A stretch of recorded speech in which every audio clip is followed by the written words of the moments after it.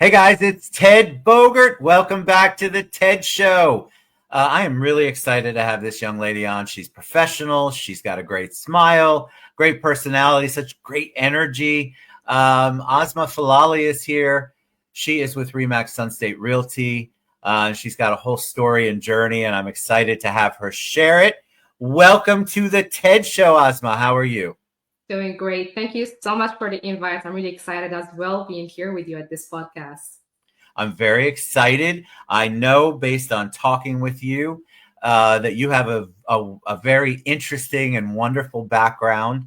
And so I told you before we went live that the audience loves that. They want to know like the 411, the backstory. So before we get into real estate and tell us a little bit about you.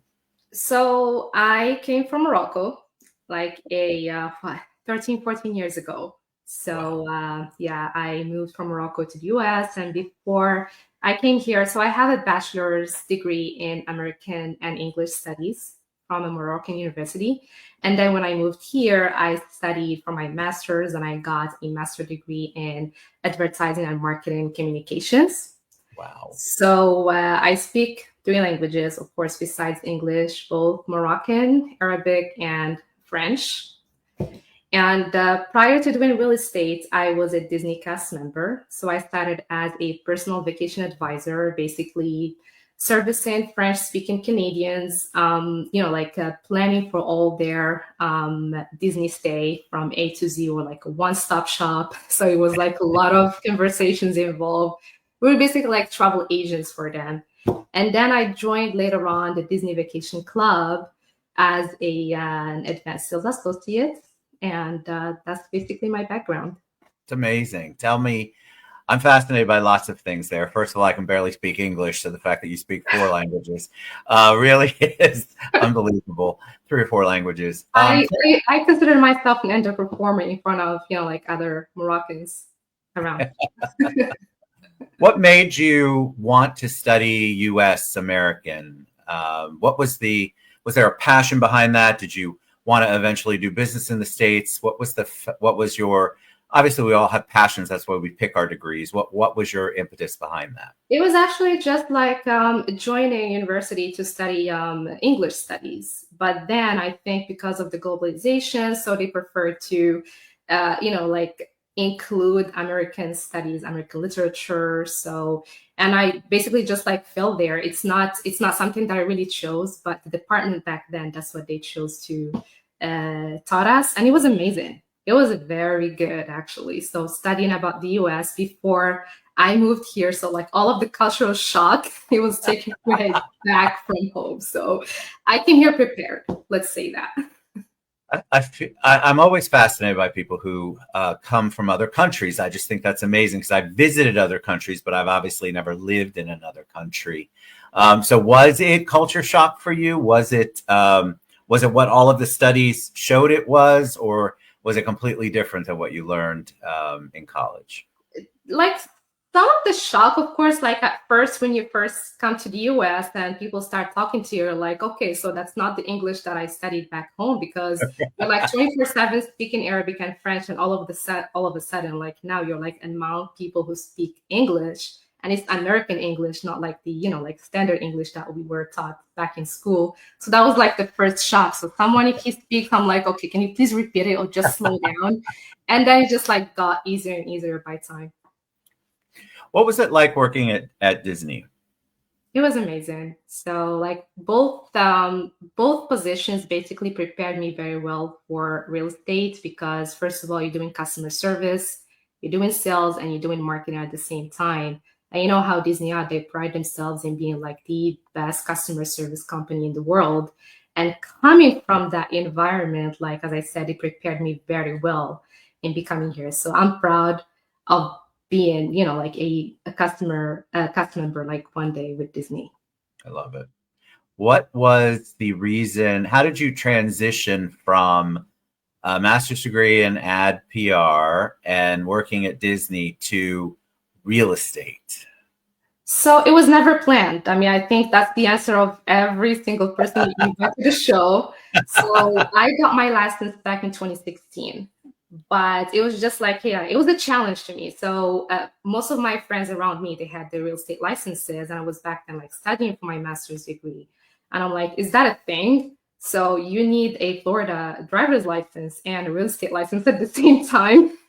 So I'm like, you know what? I'm just gonna go ahead and get it. It's a backup option after all. So, but I never ever thought I was gonna do timeshare, and I ended up doing Disney Vacation Club. I never thought I was gonna do real estate, and I ended up doing real estate years later. So I had a special delivery back in 2018. That's my daughter. Oh, So I decided to take the year off and dedicate my, 1 year for her. But at the same time, I was a little bit bored. Hey, I mean, all of a sudden I'm here. I've been working all these years, and right now I'm just like staying at home. So I don't want to do that. So at the same time, just like, let me just, like discover or explore the real estate. And I always like had in my mind. So after that 1 year, I was going to go back again to Disney Vacation Club as a guide, doing marketing. So some sort of thing that I actually studied and I had the proper skills for.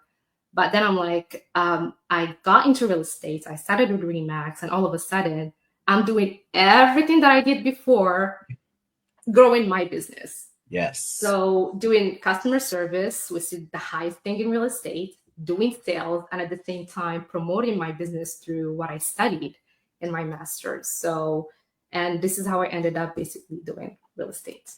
Real estate's all relationship, which is what you have so much training and understanding the psychology behind that. And ad PR is all about that kind of understanding the psychology of what attracts people and how you reach the most people.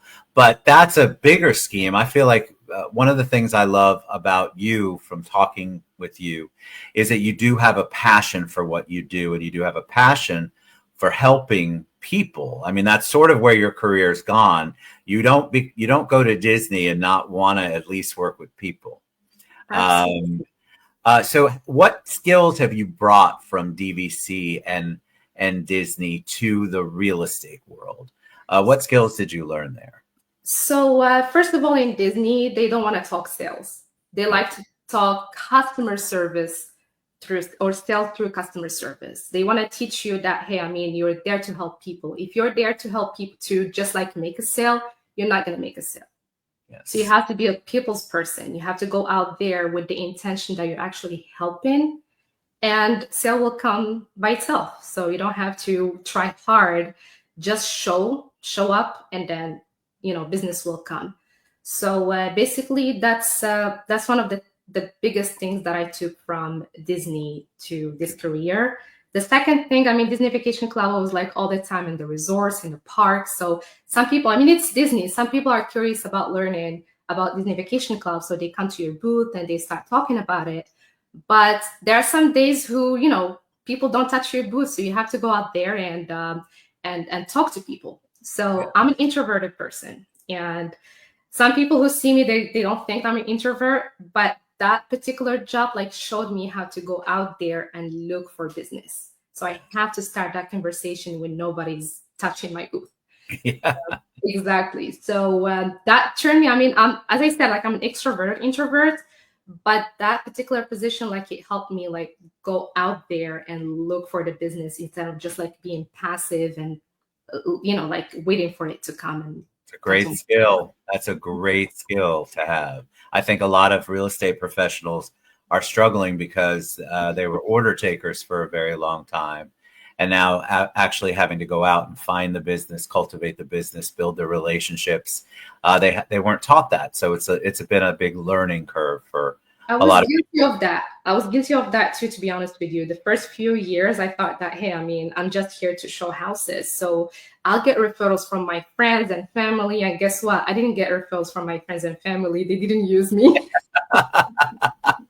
So after that, I'm like, okay, so this is serious. So now I need to go out there and look for business. So it took me a long time to realize that this business is actually about relationships. So you have to go out there and look for the business. All right, let's talk about Remax Sunstate. Talk about a little bit about why there. Why Remax Sunstate? So first of all, I'm gonna say why Remax in a whole, because that has like a huge relation. Sure. So Remax, it's because of the global exposure.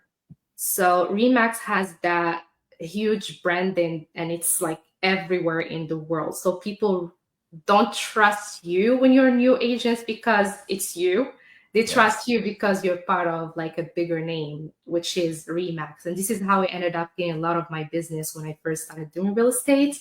So by actually getting referrals from outside of the US. So I work with foreign nationals and also, investors who come from out of Florida. So that in particular is what grew that love towards Remax as a brand. So when it comes to Remax Sun State Realty, so that was actually by accident. I was not like intending to, go back to Remax, but I met Jag by accident. I was showing one of his listings, and then we started a nice conversation that ended up me meeting him back in his office. And then he started talking about all those perks that he's offering. And I'm like, are you sure? That's what I said too. Franchise and then all those fees. And I mean, are you sure you're offering all of that? So I fell in love with all the perks that he's offering and also his personality and the fact that he comes from like a very long background. Because I think he's just like Simon, he's been in the real estate industry since he was, a kid with his parents and family. So learning from someone who's been doing this for so long is in itself a perk. Agreed. So so I fell in love with that. Another thing why, I mean, when I joined, Jack doesn't treat you as a someone who works for him and someone who just want you to bring listings and like he wants to see numbers. No, he treat you as a team. An asset in his broker. So every time we have something new, he just like gather us as a team and have our opinion. If it works, if it doesn't work, then no, we're not going to do it. So that's what I like the most about being part of that team, not just a brokerage. I did the same thing when Jag and I met first, and he told me everything. I'm like, are you sure? Mainly because it's got a big franchise behind it. And so it was just such a unique approach to business, especially in our world. And as he kept reading off the perks, my first thought is, how are you going to make it and survive? But, he's got a plan and it works. And I feel like it's great for you all to talk about it because he can talk about all he wants, but the realtors, his team, you guys coming on here and sharing that, I think is so important because there's a lot of agents that are out looking for something and they're overpromise, underdeliver. They're looking for a certain particular type of thing and they can't find it anywhere. And so that's why I love doing shows like this, showing the agent's perspective. Absolutely. Absolutely. Yes. So what's your, as we wrap up, tell me, what do you think the market? How do you feel about the market? Is it different for you because you deal with a lot of international investors and buyers? What are you seeing out there? I feel it's good. It's just you have to put like a little bit of work out there. So yes, some people will say that it's slowing down, but it's during that slow time where we show up the most. Yes. So you have to go out there and prospect more, talk more to more clients. If, for example, you're doing residential right now, you feel like it's a little bit slow, explore other areas in real estate. If you're a local agent and you like to farm around, but there's not like a lot of listings out there, or there's not like a lot of houses to list, or they're not selling, so you don't want to do that, go ahead and explore another area. So that's what I think agents should do at this point when it slows down. Yeah. All right, one last question. I like to ask a little personal question. Don't worry, it's not too personal. Thinking back on your life, you've had a lot of life experiences. You've done a lot of different things. Can you tell me one person that comes to mind who's made the biggest impact on you? A lot of people around me, but I'm very thankful for my husband. Oh, tell me why. Yes. He's been with me like since I started it all. So since college, so he's been like my cheerleader on everything. So on my ups and downs, so he's always encouraging me to being like the best version of myself. He's my best friend. Oh, I love that. See, that's why I love these, because people really get to, it's good to say it out loud for the world to hear. And I love it. Absolutely. All Absolutely. right, Asma, what's the best place that they can find you? Where can people find out more about you and all you do? Oh my God, I'm everywhere. So you're gonna find me at Instagram. So Filali Realtor. I post a lot of videos and sometimes like my cooking skills. I love traveling, so you see like a lot of like recommendations here and there, local spots. So I do also have a monthly newsletter that's called a 1 minute whistle. So I send it like every month to my like clients database, but I also post it on LinkedIn. So you can go ahead and subscribe. I have like really very nice market insights in it and market updates about what's coming up in our local area. It's amazing. Thank you so much. What a joy to spend time with you. You all, she's just like this in person too, because I've Oh, had the pleasure of spending some time with her in person. But Asma Filali, thank you so much for being on the show. What a joy. You all reach out to Asma. You can find her, like she said, on all platforms, but Instagram, Asma Filali Realtor is where you're going to find her there. And of course, we'll have all of her information below that you can click on. Thank you so much for being on the show, Asma. thank you for inviting me. Thank you so much, Chad. It was a pleasure being here with you. What a pleasure. All right. Thank you, guys. We'll see you soon. Bye, everybody.